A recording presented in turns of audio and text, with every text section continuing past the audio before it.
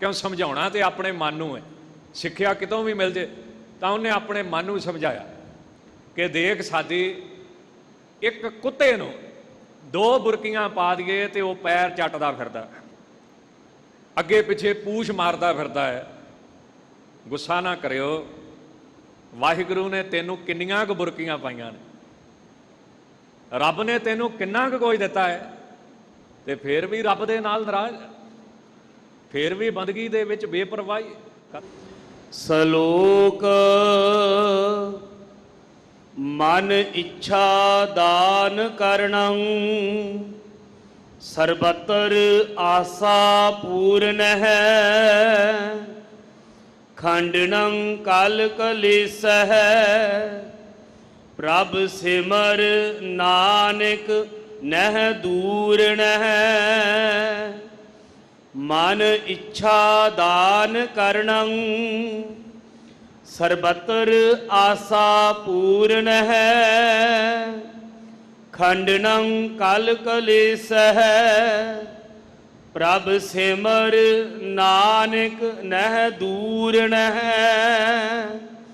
Hub रंग मान जिस संग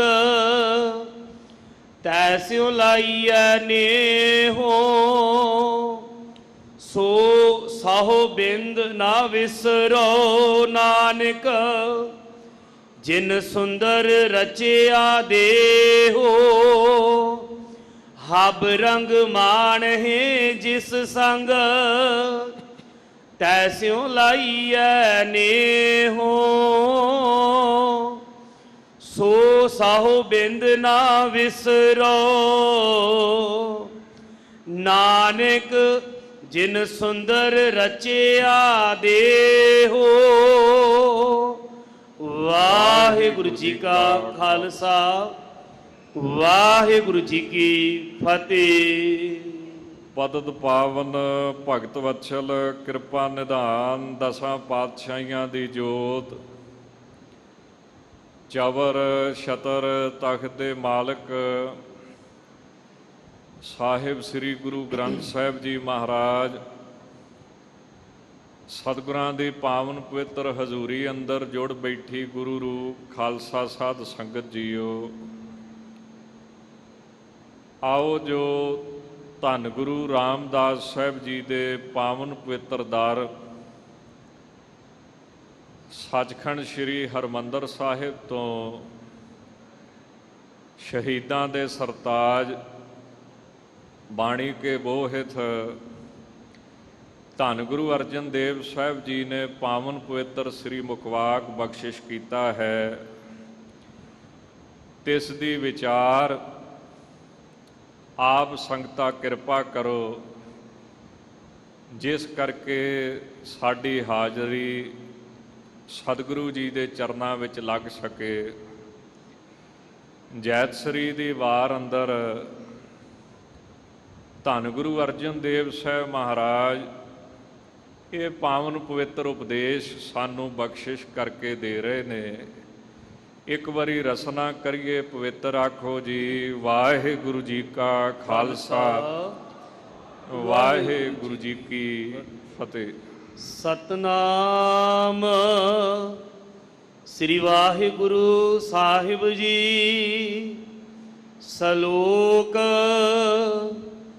मन इच्छा दान करणं सर्वत्र आशा पूर्ण है। धन गुरु अर्जन देव साहब कृपा करते हुए फरमाउंदे ने कि जिहड़ा वाहिगुरु परमेश्वर साडे मन दियां इच्छावां नूं दान रूप दे विच सानू पूरा करन वाला है, जिहड़ा वाहिगुरु परमेश्वर साडियां सारियां ही आसा पूरिया करन वाला है। जिस परमात्मा दे विच एडी वड्डी बरकत है कि जो मंग है ठाकुर अपने ते सोई सोई देवै। नानक दास मुख ते जो बोलै, इहां उहां सच होवे। वैसे गुरबाणी मुताबक वस्तु वो मिलती है जिहड़ी साडे संजोगां दे विच होवे। ਆਪਾਂ ਪੜ੍ਹਦੇ ਹਾਂ, ਸੰਜੋਗ ਵਿਜੋਗ ਦੋਇ ਕਾਰ ਚਲਾਵੈ, ਲੇਖੈ ਆਵੈ ਭਾਗ। ਪਰ ਇੱਕ ਹੁੰਦਾ ਪਰਉਪਕਾਰ। ਜਿਵੇਂ ਸੇਵਾ ਹੁੰਦੀ ਹੈ, ਪਰਉਪਕਾਰ ਹੁੰਦਾ ਹੈ ਤੇ ਤਰਸ ਹੁੰਦਾ ਹੈ। ਵੈਸੇ ਤੇ ਉਹ ਵਸਤੂ ਮਿਲਦੀ ਹੈ ਜਿਹੜੀ ਸਾਡੇ ਕਰਮਾਂ ਦੇ ਵਿੱਚ ਹੈ। ਇਹ ਅਟੱਲ ਸਿਧਾਂਤ ਹੈ। ਪਰ ਮਹਾਂਪੁਰਸ਼ ਜਾਂ ਸਾਡੇ ਸਤਿਗੁਰੂ ਉਹ ਕਈ ਵਾਰੀ ਸਾਡੇ ਉੱਤੇ ਤਰਸ ਕਰਕੇ ਜਾਂ ਪਰਉਪਕਾਰ ਕਰਕੇ ਸਾਨੂੰ ਉਹ ਦਾਤ ਵੀ ਦੇ ਦਿੰਦੇ ਨੇ ਜਿਹੜੀ ਸਾਡੇ ਕਰਮਾਂ 'ਚ ਨਹੀਂ ਲਿਖੀ ਹੁੰਦੀ। ਪਰਉਪਕਾਰ ਤੇ ਤਰਸ ਇਹ ਕਰਮਾਂ ਤੋਂ ਬਾਹਰ ਹੁੰਦਾ ਹੈ। ਤਾਂ ਮਹਾਰਾਜ ਜੀ ਕਹਿੰਦੇ ਨੇ ਕਿ ਉਹ ਪਰਮੇਸ਼ਰ ਤਰਸ ਕਰਕੇ, ਕਿਰਪਾ ਕਰਕੇ ਜਦੋਂ ਅਸੀਂ ਉਹਦੇ ਅੱਗੇ ਅਰਦਾਸ ਬੇਨਤੀ ਕਰਦੇ ਹਾਂ ਤਾਂ ਸਾਡੇ ਮਨ ਦੀ ਇੱਛਾ ਮੁਤਾਬਕ ਉਹ ਦਾਨ ਕਰਦਾ ਹੈ ਤੇ ਸਾਡੀਆਂ ਸਾਰੀਆਂ ਆਸਾਂ ਪੂਰੀਆਂ ਕਰ ਦਿੰਦਾ ਹੈ। ਖੰਡਨੰ ਕਲ ਕਲੇਸਹਿ, ਪ੍ਰਭ ਸਿਮਰ ਨਾਨਕ ਨਹਿ ਦੂਰ ਨਹਿ। ਫਿਰ ਉਸ ਪਰਮੇਸ਼ਰ ਦੇ ਵਿੱਚ ਕਿੱਡਾ ਵੱਡਾ ਗੁਣ ਹੈ ਕਿ ਉਹ ਕਲ ਝਗੜਾ ਤੇ ਕਲੇਸ਼ 5 ਤਰ੍ਹਾਂ ਦੇ ਮੰਨੇ ਗਏ ਨੇ। ਅਵਿਦਿਆ ਹੈ, ਅਸਮਿਤਾ ਹੈ, ਰਾਗ ਹੈ, ਦਵੈਸ਼ ਹੈ, ਅਭਿਨਵੇਸ਼। ਇਹ 5 ਕਲੇਸ਼ ਮੰਨੇ ਗਏ ਨੇ ਜਿਹੜੇ ਕਦੇ ਵੀ ਬੰਦੇ ਦਾ ਮਨ ਸ਼ਾਂਤ ਨਹੀਂ ਹੋਣ ਦਿੰਦੇ, ਮਨ ਟਿਕਣ ਨਹੀਂ ਦਿੰਦੇ, ਮਨ ਸਹਿਜ 'ਚ ਨਹੀਂ ਆਉਣ ਦਿੰਦੇ। ਉਹ ਵਾਹਿਗੁਰੂ ਪਰਮੇਸ਼ਰ ਐਸੀ ਕਿਰਪਾ ਕਰਨ ਵਾਲਾ ਹੈ ਕਿ ਸਾਡੇ ਝਗੜਿਆਂ ਨੂੰ, ਸਾਡੇ ਕਲੇਸ਼ਾਂ ਨੂੰ, ਸਾਡੇ ਕੀਤੇ ਹੋਏ ਪਾਪਾਂ ਨੂੰ ਖੰਡਣ ਕੱਟਣ ਵਾਲਾ ਹੈ। ਉਹਦੀ ਮਰਜ਼ੀ ਹੋਵੇ ਤੇ ਸਾਡੇ ਜਿਹੜੇ ਕੀਤੇ ਹੋਏ ਪਾਪ ਨੇ 1 ਸਕਿੰਟ ਦੇ ਵਿੱਚ ਹੀ ਉਹ ਕੱਟ ਦੇਵੇ। ਵਾਹਿਗੁਰੂ ਨਾਮ ਦੇ ਵਿੱਚ ਏਡੀ ਵੱਡੀ ਤਾਕਤ ਮੰਨੀ ਗਈ ਹੈ। ਇੱਕ ਵਾਰੀ ਵੀ ਕਿਸੇ ਦੇ ਮੂੰਹੋਂ ਵਾਹਿਗੁਰੂ ਨਿਕਲੇ ਤਾਂ ਉਸ ਸਿੱਖ ਦੇ ਕੀਤੇ ਹੋਏ ਪਾਪ ਕੱਟੇ ਜਾਂਦੇ ਨੇ। ਉਹ ਭਾਵੇਂ ਸਾਰੇ ਜਨਮ ਦੇ ਹੋਣ। ਪਰ ਸਵਾਲ ਪੈਦਾ ਹੁੰਦਾ ਹੈ, ਫਿਰ ਇਹ ਤੁਸੀਂ ਵਾਰੀ-ਵਾਰੀ ਕਿਉਂ ਵਾਹਿਗੁਰੂ ਵਾਹਿਗੁਰੂ ਕਰਦੇ ਰਹਿੰਦੇ ਹੋ? ਵਾਹਿਗੁਰੂ ਤੇ ਇੱਕ ਵਾਰੀ ਬੜਾ ਹੈ। ਜਦੋਂ ਤੁਸੀਂ ਵਾਰੀ-ਵਾਰੀ ਵਾਹਿਗੁਰੂ ਵਾਹਿਗੁਰੂ ਕਰਦੇ ਹੋ ਤਾਂ ਵਾਹਿਗੁਰੂ ਦਾ ਮੁੱਲ ਨਹੀਂ ਘਟਾਉਂਦੇ ਤੁਸੀਂ, ਉਹ ਤਾਂ ਇੱਕ ਵਾਰੀ ਬੜਾ ਹੈ। ਤਾਂ ਮਹਾਂਪੁਰਸ਼ ਇਸ ਗੱਲ ਦਾ ਜਵਾਬ ਦਿੰਦੇ ਨੇ, ਸਤਿਗੁਰੂ ਸਾਹਿਬਾਨ ਇਸ ਗੱਲ ਦਾ ਜਵਾਬ ਦਿੰਦੇ ਨੇ ਕਿ ਜਿਹੜਾ ਸਾਡਾ ਮਨ ਹੈ ਨਾ, ਇਹ ਪਾਰੇ ਵਰਗਾ ਚੰਚਲ ਹੈ। ਇਹਨੂੰ ਵਸ ਵਿੱਚ ਕਰਨ ਵਾਸਤੇ ਸਾਨੂੰ ਵਾਰੀ-ਵਾਰੀ ਵਾਹਿਗੁਰੂ ਵਾਹਿਗੁਰੂ ਵਾਹਿਗੁਰੂ ਦੁਹਰਾਉਣਾ ਪੈਂਦਾ ਹੈ। ਨਹੀਂ ਤੇ ਵਾਹਿਗੁਰੂ ਤੇ ਇੱਕ ਵਾਰੀ ਵੀ ਮੂੰਹ ਨਿਕਲ ਗਿਆ ਤਾਂ ਕਹਿੰਦੇ ਤੇਰੇ ਕੀਤੇ ਹੋਏ ਪਾਪ ਸਾਰੇ ਹੀ ਕੱਟੇ ਜਾ ਸਕਦੇ। ਤਾਂ ਮਹਾਰਾਜ ਜੀ ਕਹਿੰਦੇ ਹਨ, ਘੋਰ ਦੁਖਿਅੰ ਅਨਕ ਹਤਿਅੰ ਜਨਮ ਦਾਰਿਦਰੰ ਮਹਾ ਵਿਖਿਆਦੰ, ਮਿਟੰਤ ਸਗਲ ਸਿਮਰੰਤ ਹਰ ਨਾਮ ਨਾਨਕ ਜੈਸੇ ਪਾਵਕ ਕਾਸ਼ਟ ਭਸਮੰ ਕ੍ਰੋਧ। ਵਾਹਿਗੁਰੂ ਜੀ ਦਾ ਨਾਮ ਅੱਗ ਦੀ ਨਿਆਈ, ਸੁੱਕੀਆਂ ਲੱਕੜਾਂ ਨੂੰ ਸਾੜਨ ਵਾਲਾ, ਪਾਪਾਂ ਨੂੰ ਖਤਮ ਕਰਨ ਵਾਲਾ ਹੈ। ਤਾਂ ਮਹਾਰਾਜ ਸੱਚੇ ਪਾਤਸ਼ਾਹ ਫਰਮਾਉਂਦੇ ਨੇ ਕਿ ਉਹ ਪਰਮਾਤਮਾ ਕੀਤੇ ਹੋਏ ਪਾਪ ਕੱਟਦਾ ਹੈ, ਕਲਪਨਾ ਮੇੜਦਾ ਹੈ, ਕਲੇਸ਼ਾਂ ਨੂੰ ਖਤਮ ਕਰਦਾ ਹੈ। ਉਸ ਪ੍ਰਭੂ ਦਾ ਸਿਮਰਨ ਕਰ। ਉਹ ਵਾਹਿਗੁਰੂ ਤੇਰੇ ਤੋਂ ਦੂਰ ਨਹੀਂ, ਸਿਰਫ ਤੇਰੀ ਯਾਦ ਅੰਦਰ ਨਾ ਹੋਣ ਕਰਕੇ ਉਹ ਤੈਨੂੰ ਦੂਰ ਜਾਪਦਾ ਹੈ। ਕਲਗੀਧਰ ਸੱਚੇ ਪਾਤਸ਼ਾਹ ਬਾਣੀ ਵਿੱਚ ਫਰਮਾਉਂਦੇ ਨੇ ਕਿ ਜ਼ਾਹਰ ਜ਼ਹੂਰ ਹੈ, ਕਿ ਹਾਜ਼ਰ ਹਜ਼ੂਰ ਹੈ। ਹੋਰ ਵੀ ਬੜੇ ਸੁੰਦਰ ਪ੍ਰਸੰਗ ਆਉਂਦੇ ਨੇ ਕਿ ਉਹ ਪਰਮੇਸ਼ਰ ਵਾਹਿਗੁਰੂ ਹਰ ਥਾਂ 'ਤੇ ਹਾਜ਼ਰ ਹੈ, ਹਰ ਜਗ੍ਹਾ 'ਤੇ ਵਿਆਪਕ ਹੈ। ਤਾਂ ਮਹਾਰਾਜ ਫਰਮਾਉਂਦੇ ਹਨ, ਹਬ ਰੰਗ ਮਾਣੇ ਜਿਸ ਸੰਗ ਤੈਸਿਉ ਲਾਈਐ ਨੇਹੋ। ਜਿਸ ਪਰਮਾਤਮਾ ਦੀ ਕਿਰਪਾ ਨਾਲ ਤੂੰ ਸਾਰੇ ਰੰਗ ਮਾਣਦਾ ਹੈ, ਰੰਗ ਦਾ ਭਾਵ ਆਨੰਦ, ਸੁਖ। ਅੱਜ ਕੱਲ੍ਹ ਸਮਾਂ ਇਸ ਤਰ੍ਹਾਂ ਦਾ ਬਣ ਚੁੱਕਾ ਹੈ ਕਿ ਹਰ ਚੀਜ਼ ਦਾ ਵਪਾਰੀਕਰਨ ਹੋ ਗਿਆ। ਹਰ ਚੀਜ਼ ਤੁਹਾਨੂੰ ਬਾਜ਼ਾਰ ਵਿੱਚੋਂ ਮਿਲੇਗੀ, ਪਰ ਫਿਰ ਵੀ ਇੱਕ ਚੀਜ਼ ਐਸੀ ਹੈ ਕਿ ਜਿਹੜੀ ਗੁਰੂ ਦੀ ਕਿਰਪਾ ਨਾਲ ਹੀ ਮਿਲਦੀ ਹੈ। ਉਹ ਕੀ? ਲੱਖ ਖੁਸ਼ੀਆਂ ਪਾਤਸ਼ਾਹੀਆਂ ਜੇ ਸਤਿਗੁਰ ਨਦਰ ਕਰੇ।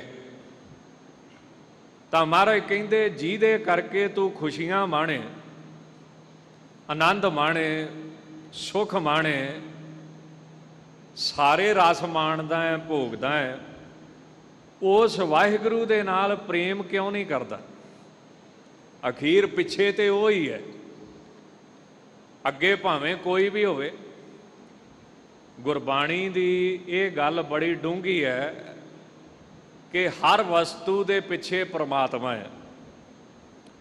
ਦਸਵੇਂ ਪਾਤਸ਼ਾਹ ਦੀ ਬਾਣੀ ਇਸੇ ਕਰਕੇ ਸਮਝ 'ਚ ਨਹੀਂ ਪੈਂਦੀ ਕਿ ਮਹਾਰਾਜ ਕੀ ਕਹੀ ਜਾਂਦੇ ਆ, ਨਮੋ ਸੂਰਜ ਸੂਰਜ। ਪਰ ਮਹਾਰਾਜ ਜੋ ਕਹਿ ਰਹੇ ਨੇ ਉਹ ਸਾਡੀ ਸਮਝ ਤੋਂ ਪਰੇ ਹੈ। ਮਹਾਰਾਜ ਕਹਿੰਦੇ ਨੇ ਕਿ ਜਿਹੜਾ ਸੂਰਜ ਦੇ ਪਿੱਛੇ ਸੂਰਜ ਹੈ ਉਹ ਕੌਣ ਆ ਦੱਸੋ? ਨਮੋ ਚੰਦਰ ਚੰਦਰ। ਜਿਹੜਾ ਚੰਦਰਮਾ ਦੇ ਪਿੱਛੇ ਚੰਦਰਮਾ ਹੈ ਉਹ ਦੱਸੋ ਕੌਣ ਹੈ? ਤਾਂ ਬਾਹਰੋਂ ਵੇਖਣ ਨੂੰ ਜੋ ਮਰਜ਼ੀ ਦਿਖਦਾ ਹੈ, ਅਖੀਰ ਪਿੱਛੇ ਕੌਣ ਹੈ? ਤਾਂ ਹਰ ਦਾਤ ਦੇ ਪਿੱਛੇ ਕੌਣ ਹੈ? ਵਾਹਿਗੁਰੂ ਪਰਮੇਸ਼ਰ। ਤਾਂ ਮਹਾਰਾਜ ਕਹਿੰਦੇ, ਜਿਹਦੇ ਕਰਕੇ ਤੂੰ ਸਾਰੇ ਆਨੰਦ ਮਾਣਦਾ ਹੈ, ਉਸ ਪਰਮੇਸ਼ਰ ਦੇ ਨਾਲ ਪ੍ਰੇਮ ਕਰ, ਉਹਦਾ ਸਿਮਰਨ ਕਰ, ਉਹਦੇ ਨਾਲ ਪ੍ਰੇਮ ਪਾ ਲੈ। ਸੋ ਸਾਹੋ ਬਿੰਦ ਨਾ ਵਿਸਰੋ, ਨਾਨਕ ਜਿਨ ਸੁੰਦਰ ਰਚਿਆ ਦੇਹੋ। ਉਹ ਸੋ ਮਾਲਕ ਪਤੀ ਪਰਮੇਸ਼ਰ ਬਿੰਦ ਜਿੰਨਾ ਸਮਾਂ ਵੀ ਨਹੀਂ ਭੁੱਲਣਾ ਚਾਹੀਦਾ। ਬਿੰਦ ਕਹਿੰਦੇ ਨੇ ਦੋ ਨਿਮੇਸ਼ਾਂ ਨੂੰ। ਜੇ ਸੌਖੀ ਜੀ ਵਿਆਖਿਆ ਕੀਤੀ ਜਾਵੇ, ਦੋ ਕੁ ਵਾਰੀ ਅੱਖ ਝਮਕੀਏ ਉਹਨੂੰ ਬਿੰਦ ਮੰਨਿਆ ਜਾਂਦਾ ਹੈ। ਐਸਾ ਵਾਹਿਗੁਰੂ ਇੱਕ ਬਿੰਦ ਵੀ ਨਹੀਂ ਭੁੱਲਣਾ ਚਾਹੀਦਾ, ਵਿਸਰਨਾ ਚਾਹੀਦਾ। ਜਿਸ ਵਾਹਿਗੁਰੂ ਨੇ ਏਡਾ ਸੋਹਣਾ ਸਰੀਰ ਸਾਨੂੰ ਬਣਾ ਕੇ ਦਿੱਤਾ ਹੈ। ਸੁਖਮਣੀ ਸਾਹਿਬ ਦਾ ਇੱਥੇ ਸ਼ਬਦ ਬੜਾ ਸੁੰਦਰ ਢੁਕਦਾ ਹੈ, ਰਮਈਆ ਕੇ ਗੁਣ ਚੇਤ ਪੁਰਾਨੀ, ਕਮਨ ਮੂਲ ਤੇ ਕਮਨ ਦ੍ਰਿਸ਼ਟਾਨੇ। ਇਸ ਬੰਦੇ ਦਾ ਮੁੱਢ ਕੀ ਹੈ? ਇਹਦਾ ਜਨਮ ਦੇਖੋ ਕਿੱਥੋਂ ਹੁੰਦਾ ਹੈ। ਇਹਦਾ ਜਿਹੜਾ ਮੂਲ ਹੈ ਉਹ ਬਹੁਤਾ ਸੁੰਦਰ ਨਹੀਂ। ਮਹਾਰਾਜ ਕਹਿੰਦੇ ਨੇ, ਇਸ ਪਾਨੀ ਤੇ ਜਿਨ ਤੂੰ ਘਰਿਆ, ਮਾਟੀ ਕਾਲੇ ਦੇਹਰਾ ਕਰਿਆ, ਉਗਤ ਜੋਤ ਲੈ ਸੁਰਤ ਪ੍ਰੀਖਿਆ, ਮਾਤ ਗਰਭ ਮਹਿ ਜਿਨ ਤੂੰ ਰਾਖਿਆ। ਰਾਖਣ ਹਾਰ ਸਮਾਰ ਜਨਾ, ਸਗਲੇ ਛੋੜ ਵਿਚਾਰ ਮਨਾ। ਤਾਂ ਜਿਸ ਵਾਹਿਗੁਰੂ ਨੇ ਏਡਾ ਸੋਹਣਾ ਸਰੀਰ ਬਣਾਇਆ ਹੈ, ਜੇ ਅੱਖਾਂ ਨਾ ਲੱਗੀਆਂ ਹੁੰਦੀਆਂ ਕਿੱਦਾਂ ਦਾ ਲੱਗਣਾ ਸੀ? ਕੰਨ ਨਾ ਲੱਗੇ ਹੁੰਦੇ, ਨੱਕ ਨਾ ਹੁੰਦਾ, ਕਿੱਦਾਂ ਦਾ ਲੱਗਣਾ ਸੀ? ਤਾਂ ਜਿਸ ਵਾਹਿਗੁਰੂ ਨੇ ਏਡਾ ਸੋਹਣਾ ਸਰੀਰ ਦਿੱਤਾ ਹੈ, ਉਹਦਾ ਸ਼ੁਕਰ ਕਰ। ਵੈਸੇ ਬੰਦੇ ਦਾ ਸੁਭਾਅ ਹੈ ਕਿ ਜਿੰਨਾ ਚਿਰ ਬੰਦੇ ਕੋਲੇ ਵਸਤੂ ਹੋਵੇ ਇਹਨੂੰ ਉਹਦਾ ਮੁੱਲ ਨਹੀਂ ਪਤਾ ਹੁੰਦਾ। ਜਦੋਂ ਬੰਦੇ ਕੋਲੋਂ ਵਸਤੂ ਚਲੇ ਜਾਂਦੀ ਫਿਰ ਇਹਨੂੰ ਉਹਦਾ ਮੁੱਲ ਚੇਤੇ ਆਉਂਦਾ। ਉਦਾਹਰਣ ਦੇ ਤੌਰ ਤੇ ਤੰਦਰੁਸਤੀ, ਇਹਦਾ ਕੋਈ ਸ਼ੁਕਰ ਨਹੀਂ ਕਰਦਾ। ਪਰ ਜਦੋਂ ਬੰਦਾ ਹਸਪੀਟਲ ਦੇ ਬੈੱਡ ਤੇ ਲੰਮੇ ਪੈ ਜਾਂਦਾ ਹੈ, ਫਿਰ ਭਾਈ ਸਾਹਿਬ ਜੀ ਮੇਰੀ ਕੜਾਹ ਪ੍ਰਸ਼ਾਦ ਦੀ ਦੇਗ ਦੀ ਅਰਦਾਸ ਕਰਿਓ। ਭਾਈ ਸਾਹਿਬ ਜੀ ਮੈਂ ਕਿਹੜਾ ਸ਼ਬਦ ਪੜ੍ਹਿਆ ਕਰਾਂ, ਤਾਤੀ ਵਾਉ ਨਾ ਲੱਗੇ ਹੀ ਪੜ੍ਹ ਲਿਆ ਕਰਾਂ, ਗੁਰ ਕਾ ਸ਼ਬਦ ਰਖਵਾਰੇ ਪੜ੍ਹ ਲਿਆ ਕਰਾਂ। ਜਾਂ ਫਿਰ 11 ਪਾਠ ਚੌਪਈ ਸਾਹਿਬ ਦੇ ਕਰਿਆ ਕਰਾਂ। ਤਾਂ ਬੰਦੇ ਦਾ ਸੁਭਾਅ ਕੀ ਹੈ ਕਿ ਜਿੰਨਾ ਚਿਰ ਬੰਦੇ ਕੋਲੇ ਵਸਤੂ ਹੈ ਉਹਦੀ ਕਦਰ ਨਹੀਂ। ਜਦੋਂ ਮਨੁੱਖ ਕੋਲੋਂ ਵਸਤੂ ਚਲੇ ਜਾਂਦੀ ਹੈ ਫਿਰ ਇਹਨੂੰ ਉਹਦੀ ਕਦਰ ਪਤਾ ਲੱਗਦੀ ਹੈ। ਬੜੇ ਬੜੇ ਪ੍ਰਸੰਗ ਆਉਂਦੇ ਨੇ, ਸ਼ੇਕਸਪੀਅਰ ਵਰਗੇ ਜਾਂ ਸ਼ੇਖ ਸਾਦੀ ਵਰਗੇ ਮਹਾਤਮਾ ਨਮਾਜ਼ ਪੜ੍ਹਨ ਮਨ ਬੇਈਮਾਨ ਹੋਇਆ, ਇੱਕ ਸੱਜਣ ਜੀ ਦੀਆਂ ਲੱਤਾਂ ਵੀ ਨਹੀਂ, ਉਹ ਰਿੜ ਕੇ ਨਮਾਜ਼ ਪੜ੍ਹਨ ਵਾਸਤੇ ਜਾ ਰਿਹਾ, ਨਮਾਜ਼ ਦਾ ਟਾਈਮ ਹੋ ਗਿਆ। ਸਾਦੀ ਨੇ ਆਪਣੇ ਮਨ ਨੂੰ ਸਮਝਾਇਆ, ਸਾਦੀ ਦੇਖ ਜਿਹਨੂੰ ਰੱਬ ਨੇ ਲੱਤਾਂ ਨਹੀਂ ਦਿੱਤੀਆਂ ਉਹ ਵੀ ਮਸੀਤੇ ਜਾਂਦਾ ਹੈ, ਤੈਨੂੰ ਤੇ ਰੱਬ ਨੇ ਕਿੱਡਾ ਸੋਹਣਾ ਸਰੀਰ ਦਿੱਤਾ, ਤੂੰ ਕਿਉਂ ਮਸੀਤੇ ਨਹੀਂ ਜਾਂਦਾ। ਇਹ ਕੀ ਹੈ ਸਮਝਾਉਣਾ। ਤਾਂ ਮਹਾਰਾਜ ਕਹਿੰਦੇ ਜਿਸ ਵਾਹਿਗੁਰੂ ਨੇ ਸਭ ਕੁਝ ਦਿੱਤਾ ਹੈ। ਸਾਦੀ ਸਾਹਿਬ ਦੇ ਜੀਵਨ 'ਚ ਇੱਕ ਬੜੀ ਸੁੰਦਰ ਘਟਨਾ ਆਉਂਦੀ ਹੈ। ਇੱਕ ਨੌਜਵਾਨ ਕੁੱਤੇ ਨੂੰ ਨਾਲ ਲੈ ਕੇ, ਕੁੱਤਾ ਕਿ ਬੱਕਰੀ ਇੱਦਾਂ ਕੁਝ ਉਹਨਾਂ ਦਾ ਜ਼ਿਕਰ ਆਉਂਦਾ ਹੈ ਪੋਥੀ ਦੇ ਵਿੱਚ, ਸਵੇਰੇ ਸਵੇਰੇ ਕਸਰਤ ਕਰਨ ਜਾਂਦਾ, ਖੇਡਣ ਜਾਂਦਾ, ਖੇਡ ਮੱਲ ਕੇ ਵਾਪਸ ਆਉਂਦਾ। ਜਦੋਂ ਜਾਂਦਾ ਪਿਆ ਸੀ ਤੇ ਉਹਦੇ ਗਲ ਦੇ ਵਿੱਚ, ਕੁੱਤੇ ਦੇ ਗਲ ਦੇ ਵਿੱਚ ਰੱਸੀ, ਪਟਾ, ਸੰਗਲੀ ਕਹਿ ਲਓ। ਸਾਦੀ ਬੜਾ ਮੂੰਹ ਫੱਟ ਫਕੀਰ ਸੀ, ਬੇਪਰਵਾਹ ਫਕੀਰ ਸੀ। ਉਹ ਕਹਿੰਦਾ ਇਹ ਜਿਹੜੀ ਤੂੰ ਗਲ ਦੇ ਵਿੱਚ ਸੰਗਲੀ ਪਾਈ ਆ ਇਹਦੇ ਕਰਕੇ ਵੱਜਾ। ਉਹ ਬੱਚਾ ਕਸਰਤ ਕੀਤੀ, ਖੇਡਿਆ, ਆਉਂਦਿਆਂ ਫਿਰ ਉਹਨੇ ਸੰਗਲੀ ਲਾ ਕੇ ਮੋਢੇ ਤੇ ਰੱਖ ਲਈ। ਕੁੱਤਾ ਕਦੀ ਅੱਗੇ ਕਦੀ ਪਿੱਛੇ, ਨਾਲੇ ਸਾਦੀ ਕੋਲੇ 5 ਮਿੰਟ ਖਲੋਤਾ। ਸਾਦੀ ਸਾਹਿਬ ਕੋਲੇ ਜਦੋਂ ਖਲੋਤਾ ਕਦੀ ਪੈਰ ਚੱਟੇ, ਕਦੀ ਪੂਛ ਮਾਰੇ।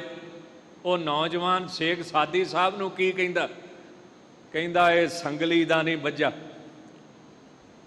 ਇਹ ਰੱਸੀ ਦਾ ਨਹੀਂ ਵੱਜਾ, ਜਿਹੜੀਆਂ ਬੁਰਕੀਆਂ ਮੈਂ ਇਹਦੇ ਮੂੰਹ 'ਚ ਪਾਉਂਦਾ ਰਿਹਾ ਵਾਂ ਇਹ ਉਹਨਾਂ ਪਰਉਪਕਾਰਾਂ ਦਾ ਵੱਜਾ। ਇਹਨੂੰ ਸੰਗਲੀ ਦੀ ਲੋੜ ਨਹੀਂ। ਸਾਦੀ ਬੜਾ ਸਾਧੂ ਲੋਕ ਸੀ, ਮਹਾਤਮਾ ਸੀ। ਉਹਨੇ ਆਪਣੇ ਮਨ ਨੂੰ ਸਮਝਾਇਆ, ਕਿਉਂ ਸਮਝਾਉਣਾ ਤੇ ਆਪਣੇ ਮਨ ਨੂੰ ਹੈ। ਸਿੱਖਿਆ ਕਿਤੋਂ ਵੀ ਮਿਲ ਜੇ ਤਾਂ ਉਹਨੇ ਆਪਣੇ ਮਨ ਨੂੰ ਸਮਝਾਇਆ ਕਿ ਦੇਖ ਸਾਦੀ, ਇੱਕ ਕੁੱਤੇ ਨੂੰ 2 ਬੁਰਕੀਆਂ ਪਾ ਦਈਏ ਤੇ ਉਹ ਪੈਰ ਚੱਟਦਾ ਫਿਰਦਾ, ਅੱਗੇ ਪਿੱਛੇ ਪੂਛ ਮਾਰਦਾ ਫਿਰਦਾ ਹੈ। ਗੁੱਸਾ ਨਾ ਕਰਿਓ, ਵਾਹਿਗੁਰੂ ਨੇ ਤੈਨੂੰ ਕਿੰਨੀਆਂ ਕੁ ਬੁਰਕੀਆਂ ਪਾਈਆਂ ਨੇ, ਰੱਬ ਨੇ ਤੈਨੂੰ ਕਿੰਨਾ ਕੁ ਕੁਝ ਦਿੱਤਾ ਹੈ, ਤੇ ਫਿਰ ਵੀ ਰੱਬ ਦੇ ਨਾਲ ਨਾਰਾਜ਼, ਫਿਰ ਵੀ ਬੰਦਗੀ ਦੇ ਵਿੱਚ ਬੇਪਰਵਾਹੀ ਕਤਾ।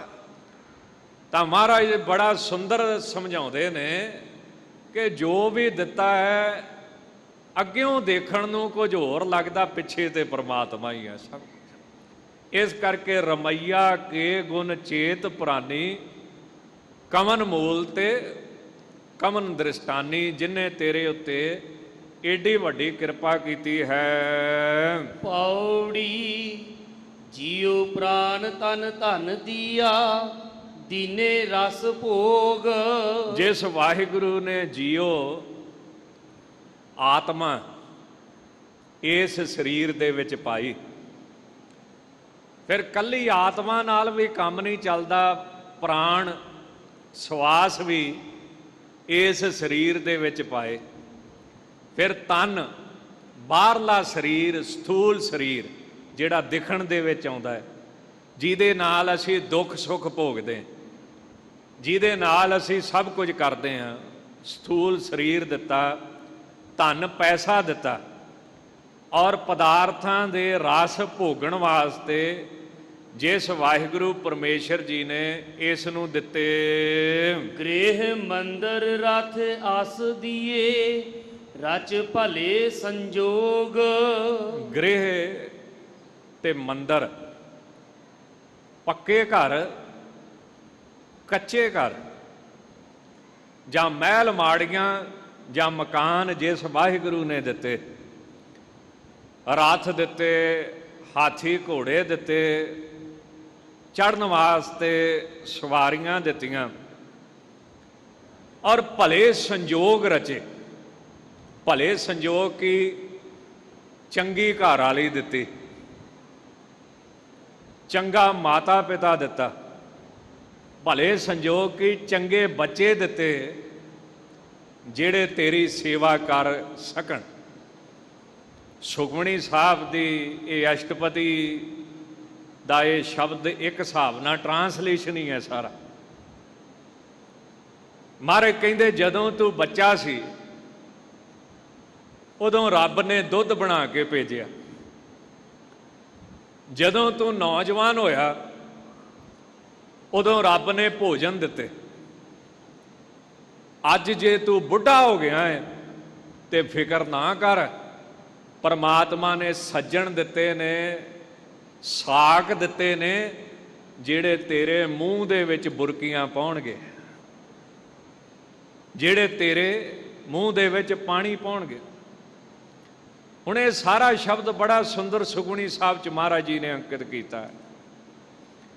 ਤਾਂ ਮਹਾਰਾਜ ਕੀ ਫਰਮਾਉਂਦੇ ਨੇ, ਜਿੰਤੂ ਸਾਜ ਸਵਾਰ ਸਿਗਾਰਿਆ, ਗਰਭ ਅਗਨ ਮੈਂ ਜਿਨਹਿ ਉਬਾਰਿਆ, ਬਾਰ ਬਵਿਸਥਾ ਤੁਝੇ ਪਿਆਰੇ ਦੂਧ, ਭਰ ਜੋਬਨ ਭੋਜਨ ਸੁਖ ਸੂਦ, ਬਿਰਧ ਭਇਆ ਊਪਰ ਸਾਗ ਸੈਨ, ਮੁਖ ਅਪਿਆਓ ਬੈਠ ਕੋ ਦੇਨ।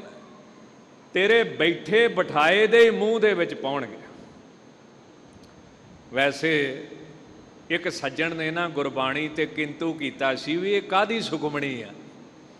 ਇਹਦੇ ਵਿੱਚ ਲਿਖਿਆ ਜਿੰਨੇ ਤੈਨੂੰ ਠੰਡਾ ਪਾਣੀ ਪੀਣ ਨੂੰ ਦਿੱਤਾ ਉਹਦਾ ਧੰਨਵਾਦ ਕਰ। ਇਹ ਕੋਈ ਗੱਲ ਹੈ ਵੀ ਜਿੰਨੇ ਠੰਡਾ ਪਾਣੀ ਪੀਣ ਨੂੰ ਦਿੱਤਾ ਹੈ? ਜੇ ਪ੍ਰਸਾਦ ਪੀਵੈ ਸੀਤਲ ਜਲਾ, ਜਿੰਨੇ ਤੈਨੂੰ ਠੰਡਾ ਪਾਣੀ ਪੀਣ ਨੂੰ ਦਿੱਤਾ ਉਹਦਾ ਧੰਨਵਾਦ ਕਰ। ਜਾਂ ਗੁਰਬਾਣੀ ਦੇ ਵਿੱਚ ਆਉਂਦਾ, ਜਿਨ ਦੀਆ ਤੁਧ ਪਵਨ ਅਮੋਲਾ, ਜਿਸ ਵਾਹਿਗੁਰੂ ਨੇ ਤੈਨੂੰ ਮੁੱਲ ਤੋਂ ਰਹਿਤ ਹਵਾ ਦਿੱਤੀ ਉਹਦਾ ਧੰਨਵਾਦ ਕਰ। ਇਹ ਕਿੱਦਾਂ ਦੀ ਬਾਣੀ ਹੈ। ਪਰ ਅੱਜ ਤੁਸੀਂ ਦੇਖੋ, ਅੱਜ ਜਦੋਂ ਕਰੋਨਾ ਵਾਇਰਸ ਆਇਆ, ਸਾਹ ਲੈਣਾ ਹੀ ਬਿਮਾਰੀ ਬਣ ਗਈ। ਹੁਣ ਸਾਹ ਤੋਂ ਬਿਨਾਂ ਅਸੀਂ ਜ਼ਿੰਦਗੀ ਨਹੀਂ ਕੱਟ ਸਕਦੇ, ਸਾਹ ਤੋਂ ਬਿਨਾਂ ਸਾਡੀ ਮੌਤ ਹੈ। ਪਰ ਕੀ ਕਰੀਏ, ਸਾਹ ਲਈਏ ਤੇ ਸਾਹ ਦੇ ਨਾਲ ਹੀ ਬਿਮਾਰੀ ਜਾਣੀ ਹੈ। ਸਾਹ ਲੈਣਾ ਹੀ ਮੌਤ ਬਣ ਚੁੱਕੀ ਹੈ, ਸਾਹ ਲੈਣਾ ਹੀ ਬਿਮਾਰੀ ਬਣ ਚੁੱਕੀ ਹੈ। ਮਹਾਰਾਜ ਕੀ ਕਹਿੰਦੇ ਨੇ, ਜਿਨ ਦੀਆ ਤੁਧ ਪਵਨ ਅਮੋਲਾ, ਜਿਨ ਦੀਆ ਤੁਧ ਨੀਰ ਨਿਰਮੋਲਾ। ਜਿਸ ਵਾਹਿਗੁਰੂ ਨੇ ਮੁੱਲ ਤੋਂ ਰਹਿਤ ਤੈਨੂੰ ਪਾਣੀ ਦਿੱਤਾ, ਉਹਦੀ ਕਦਰ ਕਿਉਂ ਨਹੀਂ ਕਰਦਾ? ਉਹਦਾ ਸ਼ੁਕਰ ਕਿਉਂ ਨਹੀਂ ਕਰਦਾ? ਤਾਂ ਭਲੇ ਸੰਜੋਗ ਮੈਨੇ ਚੰਗੇ ਮਾਤਾ ਪਿਤਾ ਦਿੱਤੇ ਨੇ, ਚੰਗੇ ਬੱਚੇ ਦਿੱਤੇ ਨੇ, ਜਾਂ ਹੋਰ ਪਦਾਰਥਾਂ ਦੇ ਸੰਜੋਗ, ਪਦਵੀਆਂ ਦੇ ਸੰਜੋਗ ਦਿੱਤੇ, ਜਿਸ ਕਰਕੇ ਤੈਨੂੰ ਪਦਾਰਥ ਪ੍ਰਾਪਤ ਹੁੰਦੇ ਨੇ, ਪਦਵੀ ਪ੍ਰਾਪਤ ਹੁੰਦੀ।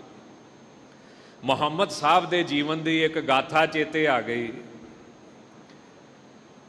ਹਜ਼ਰਤ ਮੁਹੰਮਦ ਸਾਹਿਬ ਦੀ ਜਿਹੜੀ ਸਭ ਤੋਂ ਛੋਟੀ ਘਰ ਵਾਲੀ ਸੀ ਨਾ, ਬੀਬੀ ਫਾਤਮਾ, ਜਿਹਨੂੰ ਇਸਲਾਮ ਦੀ ਮਾਂ ਦਾ ਰੁਤਬਾ, ਵੀ ਇਹ ਮੋਮਨਾਂ ਦੀ ਮਾਂ ਹੈ।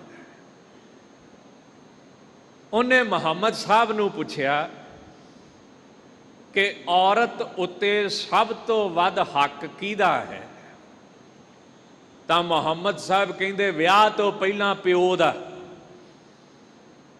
ਮੈਨੇ ਪਰਿਵਾਰ ਦਾ, ਤੇ ਵਿਆਹ ਤੋਂ ਬਾਅਦ ਉਹਦੇ ਘਰ ਵਾਲੇ ਦਾ। ਬੀਬੀ ਬੜੀ ਸਿਆਣੀ ਸੀ, ਉਹ ਮੁਹੰਮਦ ਸਾਹਿਬ ਨੂੰ ਇੱਕ ਟਿਕਾਣੇ ਤੇ ਲਿਆਉਣਾ ਚਾਹੁੰਦੀ ਸੀ,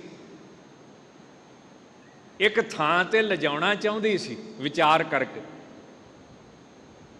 ਉਹਨੇ ਆਖਿਆ, ਇਹ ਗੱਲ ਕਰਨ ਤੋਂ ਬਾਅਦ ਨਾ ਵੀ ਔਰਤ ਉੱਤੇ ਕਿਹਦਾ ਹੱਕ ਹੈ, ਤੇ ਫਿਰ ਕੁਦਰਤੀ ਸਵਾਲ ਪੈਦਾ ਹੁੰਦਾ, ਮਰਦ ਉੱਤੇ ਕਿਹਦਾ ਹੱਕ ਹੈ? ਉਹਦੇ ਮਨ ਦੀ ਇੱਛਾ ਸੀ ਕਿ ਮੁਹੰਮਦ ਸਾਹਿਬ ਹੁਣ ਉਹ ਗੱਲ ਕਹਿਣਗੇ। ਮੁਹੰਮਦ ਸਾਹਿਬ ਕਹਿੰਦੇ, ਵਿਆਹ ਤੋਂ ਪਹਿਲਾਂ ਮਾਂ ਦਾ ਹੱਕ ਹੈ। ਬੀਬੀ ਜੀ ਖੁਸ਼ ਹੋ ਗਏ ਵੀ ਵਿਆਹ ਤੋਂ ਬਾਅਦ ਮੇਰਾ ਹੱਕ ਹੈ। ਪਰ ਮੁਹੰਮਦ ਸਾਹਿਬ ਨੇ ਜਿਹੜਾ ਜਵਾਬ ਦਿੱਤਾ, ਬੀਬੀ ਨਾਰਾਜ਼ ਹੋ ਗਈ। ਇਸਲਾਮ ਦੀ ਮਾਂ ਨਿਰਾਸ਼ ਹੋ ਗਈ। ਮੁਹੰਮਦ ਸਾਹਿਬ ਕਹਿੰਦੇ ਵਿਆਹ ਤੋਂ ਬਾਅਦ ਵੀ ਮਾਂ ਦਾ ਹੱਕ, ਨਿਰਾਸ਼ ਹੋ ਗਈ। ਕਹਿੰਦੀ ਫਿਰ ਕਿੰਨਾ ਕੁ ਹੱਕ ਹੈ? ਕਹਿੰਦੇ ਜੇ ਮੈਂ ਨਮਾਜ਼ ਅਦਾ ਕਰਦਾ ਹਾਂ। ਦੇਖੋ ਇਸਲਾਮ ਧਰਮ ਕਈ ਗੱਲਾਂ ਵਿੱਚ ਸਾਡੇ ਤੋਂ ਬਹੁਤ ਅੱਗੇ, ਭਾਵੇਂ ਕਿ ਸਿੱਖ ਧਰਮ ਸਾਰੇ ਧਰਮਾਂ ਨਾਲੋਂ ਉੱਚਾ ਹੈ ਜਿਹੜੇ ਇਹਦੇ ਗੁਣ ਨੇ, ਪਰ ਕਈ ਗੱਲਾਂ 'ਚ ਬੜਾ ਅੱਗੇ। ਜਿਵੇਂ ਨਮਾਜ਼ ਅਦਾ ਕਰਨੀ, ਨਮਾਜ਼ ਦਾ ਟਾਈਮ ਹੋਇਆ ਦੁਕਾਨਾਂ ਬੰਦ, ਨਮਾਜ਼ ਦਾ ਟਾਈਮ ਹੋਇਆ ਤੇ ਅਗਲਿਆਂ ਨੇ ਏਅਰਪੋਰਟਾਂ ਉੱਤੇ ਵੀ ਕਮਰੇ ਬਣਾਏ ਆ ਜਿੱਥੇ ਬਹਿ ਕੇ ਨਮਾਜ਼ ਪੜ੍ਹੋ। ਆ ਸਾਡਾ ਕੋਈ ਸਿੱਖ ਹੈ, ਅੰਮ੍ਰਿਤਸਰ ਸਾਹਿਬ ਕਿੱਡਾ ਵੱਡਾ ਬਾਜ਼ਾਰ ਹੈ, ਕੋਈ ਵਿਰਲੇ ਸਿੱਖ ਹੋਣਗੇ, ਰਹਿਰਾ ਸਾਹਿਬ ਦਾ ਟਾਈਮ ਹੋਇਆ ਤੇ ਚਲੋ ਭਾਈ ਹਾਜ਼ਰੀ ਭਰੋ। ਉਹ ਨਮਾਜ਼ ਨਹੀਂ ਆਪਣੀ ਛੱਡਦੇ, ਭਾਵੇਂ ਮਰਦੇ ਹੋਣ, ਭਾਵੇਂ ਜੰਗ ਲੱਗੀ ਹੋਵੇ, ਭਾਵੇਂ ਕੁਝ ਵੀ ਹੋਵੇ। ਤਾਂ ਮੁਹੰਮਦ ਸਾਹਿਬ ਕਹਿੰਦੇ ਜੇ ਮੈਂ ਨਮਾਜ਼ ਵੀ ਪੜ੍ਹਦਾ ਹੋਵਾਂ, ਅਦਾ ਕਰਦਾ ਹੋਵਾਂ, ਤੇ ਮੇਰੀ ਮਾਂ ਮੈਨੂੰ ਆਵਾਜ਼ ਮਾਰ ਕੇ ਕਵੇ ਮੁਸਤਫਾ, ਤਾਂ ਮੈਂ ਵਿੱਚੇ ਨਮਾਜ਼ ਛੱਡ ਕੇ ਵੀ ਉਠੂੰਗਾ ਤੇ ਆਪਣੀ ਮਾਂ ਨੂੰ ਪੁੱਛੂੰਗਾ ਮਾਂ ਤੈਨੂੰ ਕੀ ਤਕਲੀਫ ਹੈ। ਹਾਲਾਂਕਿ ਕੋਈ ਵੀ ਮੋਮਨ ਨਮਾਜ਼ ਨਹੀਂ ਆਪਣੀ ਛੱਡਦਾ, ਭਾਵੇਂ ਜੋ ਮਰਜ਼ੀ ਹੋ ਜਾਏ।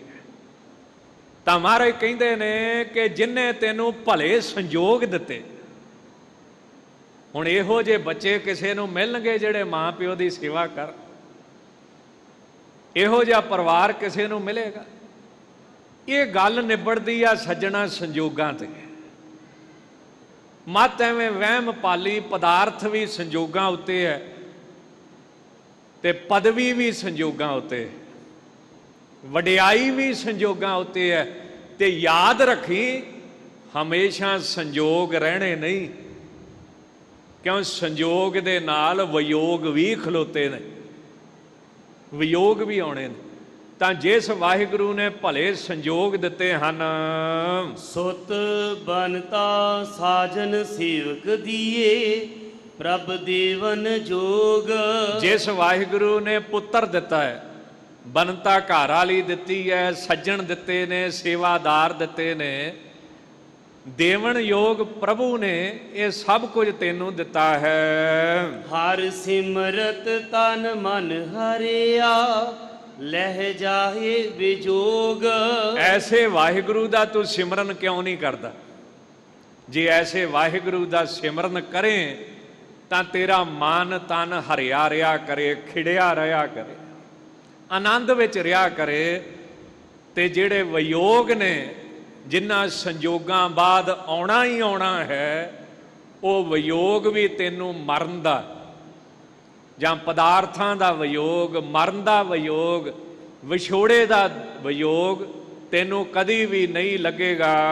ਸਾਧ ਸੰਗ ਹਰ ਗੁਣ ਰਮੋ ਬਿਨ ਸੇ ਸਭ ਰੋਗ। ਸਾਧੂਆਂ ਦੇ ਸੰਗ ਵਿੱਚ ਬਹਿ ਕੇ ਵਾਹਿਗੁਰੂ ਜੀ ਦੇ ਗੁਣਾਂ ਨੂੰ ਉਚਾਰਨ ਕਰੋ, ਉਹਨਾਂ ਦੇ ਗੁਣਾਂ ਨੂੰ ਯਾਦ ਕਰੋ, ਜਿਸ ਕਰਕੇ ਤੇਰੇ ਸਾਰੇ ਰੋਗ ਮਿਟ ਜਾਣਗੇ। ਆਓ ਨਾਲ ਨਾਲ ਜੋ ਲੜੀਵਾਰ ਕਥਾ ਚੱਲ ਰਹੀ ਹੈ ਇਹਦੀ ਵੀ ਵਿਚਾਰ ਕਰਨ ਦਾ ਯਤਨ ਕਰੀਏ। ਧੰਨ ਗੁਰੂ ਰਾਮਦਾਸ ਸਾਹਿਬ ਮਹਾਰਾਜ ਕਿਰਪਾ ਕਰ ਰਹੇ ਹਨ। ਰਾਮ ਕਲੀ ਮਹੱਲਾ ਚੌਥਾ। ਸਤਿਗੁਰ ਦਾਤਾ ਵੱਡਾ ਵੱਡ ਪੁਰਖ ਹੈ, ਜਿਤ ਮਿਲਿਆ ਹਰ ਉਰ ਧਾਰੇ। ਸਤਿਗੁਰੂ ਜਿਹੜਾ ਹੈ ਉਹ ਵੱਡਿਆਂ ਤੋਂ ਵੀ ਵੱਡਾ ਹੈ, ਉਹ ਪੁਰਖ ਪੂਰਾ ਹੈ, ਉਹਦੇ ਵਰਗਾ ਹੋਰ ਕੋਈ ਦਾਤਾ ਨਹੀਂ। ਸਤਿਗੁਰੂ ਦੇ ਨਾਲ ਮਿਲਣ ਕਰਕੇ ਸਭ ਤੋਂ ਵੱਡੀ ਦਾਤ ਕੀ ਪ੍ਰਾਪਤ ਹੁੰਦੀ ਹੈ ਕਿ ਵਾਹਿਗੁਰੂ ਜੀ ਦਾ ਨਾਮ ਸਾਡੇ ਹਿਰਦੇ ਦੇ ਵਿੱਚ ਵਸ ਜਾਂਦਾ ਹੈ। ਵੈਸੇ ਧਾਰਮਿਕ ਗ੍ਰੰਥਾਂ ਵਿੱਚ, ਉਪਨਿਸ਼ਦਾਂ 'ਚ ਇਹ ਗੱਲ ਆਉਂਦੀ ਹੈ। ਕਿਸੇ ਸੱਜਣ ਨੇ ਸਵਾਲ ਕੀਤਾ ਵੀ ਭਗਵਾਨ ਦੇ ਦਰਸ਼ਨ ਹੋ ਸਕਦੇ, ਰੱਬ ਦੇ ਦਰਸ਼ਨ ਹੋ ਸਕਦੇ? ਉਹ ਕਹਿੰਦੇ ਹੋ ਸਕਦੇ, ਪਰ ਜਾਪ ਬਹੁਤ ਕਰਨਾ ਪੈਂਦਾ ਹੈ। ਕਹਿੰਦੇ ਕਿੰਨਾ ਕੁ? ਕਹਿੰਦੇ ਜੇ 36 ਅੱਖਰ ਹੋਣ ਨਾ ਮੰਤਰ ਦੇ, 36 ਅੱਖਰ, ਮੰਨ ਲਓ ਮੂਲ ਮੰਤਰ ਹੀ ਹੈ, ਉਹਦਾ ਕੋਈ ਸੱਜਣ 3.5 ਕਰੋੜ ਜਾਪ ਕਰੇ, ਹੋ ਸਕਦੇ ਆ? ਕਹਿੰਦੇ ਕਿਉਂ ਨਹੀਂ ਹੋ ਸਕਦਾ? ਜੇ ਮੰਤਰ ਛੋਟਾ ਹੋਵੇ, ਜਿਵੇਂ ਵਾਹਿਗੁਰੂ ਗੁਰ ਮੰਤਰ ਹੈ ਜਾਂ ਰਾਮ ਹੈ, ਹਿੰਦੂ ਧਰਮ ਦਾ ਰਾਮ ਨਾਮ ਹੈ, ਮੁਸਲਮਾਨ ਅੱਲਾਹੂ ਅੱਲਾਹੂ ਕਰੀ ਜਾਂਦੇ ਆ, ਤਾਂ ਕਹਿੰਦੇ 13 ਕਰੋੜ ਉਹਦਾ ਚੌਂਕੜਾ ਮਾਰ ਕੇ ਜਾਪ ਕਰ, ਕਿਉਂ ਨਾ ਹੋਣਗੇ?